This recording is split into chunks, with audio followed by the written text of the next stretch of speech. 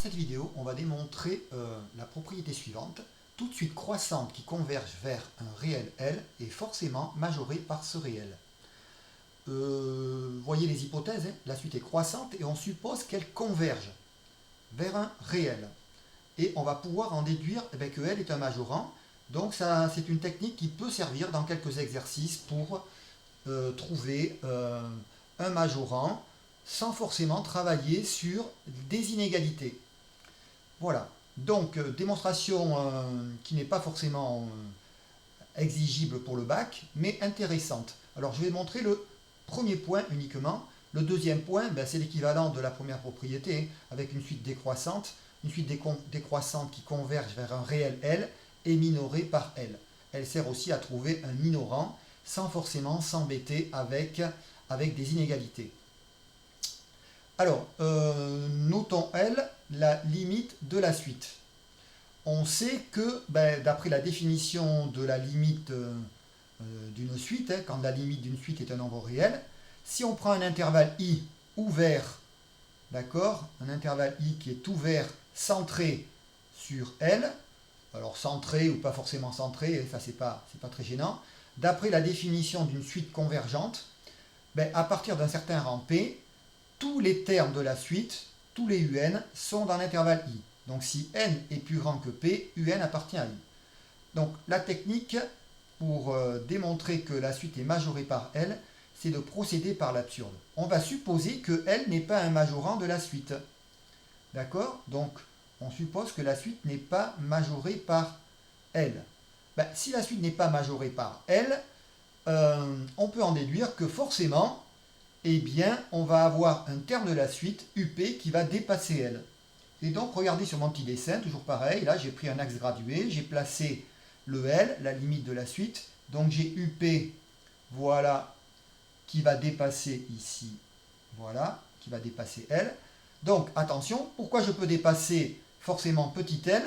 Parce que j'ai supposé que la suite n'était pas majorée par L.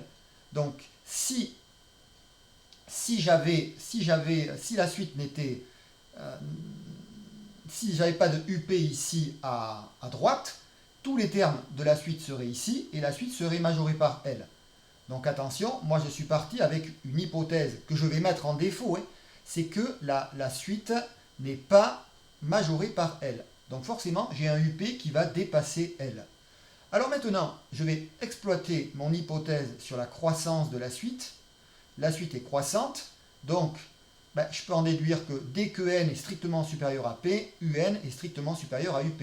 Donc ça veut dire qu'ici, je vais avoir un qui va dépasser up pour n strictement supérieur à p. Voilà, et les inégalités s'enchaînent bien. Un plus grand que up qui est plus grand que l. Alors maintenant, on va voir qu'on aboutit à une contradiction, on aboutit à une absurdité. Je vais considérer un intervalle qui est centré sur, enfin qui n'est pas centré, ouvert, qui contient L.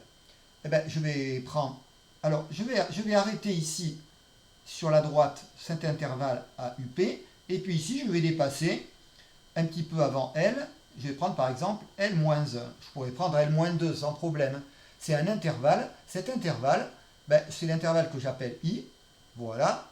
Donc là, regardez bien sur le dessin, on a bien que L-1 est strictement inférieur à L, c'est une évidence, j'enlève 1 à L, et puis d'après le début de la démonstration, on a bien vu que UN est strictement supérieur à UP, qui est strictement supérieur à L.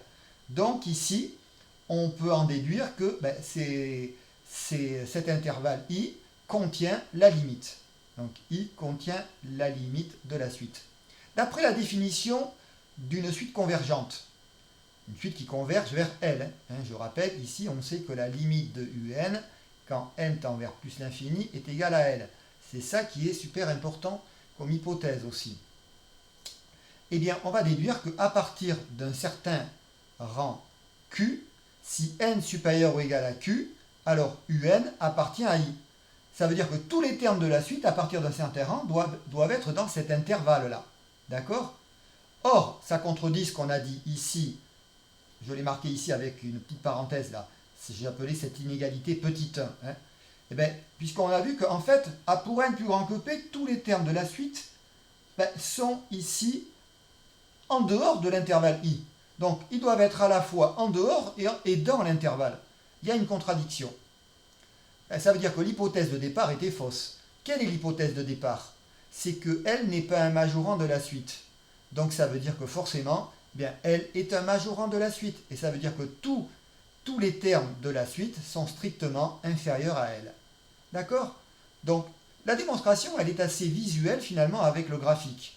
Et elle est importante parce qu'elle peut permettre de trouver des majorants quand on a la limite de la suite et quand on a la croissance de la suite. Attention, ça ne marche pas si vous n'avez pas la croissance de la suite. Faites bien attention à utiliser cette propriété avec les bonnes hypothèses. C'est pour ça que je n'ai pas l'habitude de l'utiliser très souvent. Mais on ne sait jamais, ça peut être commode. Voilà pour cette vidéo.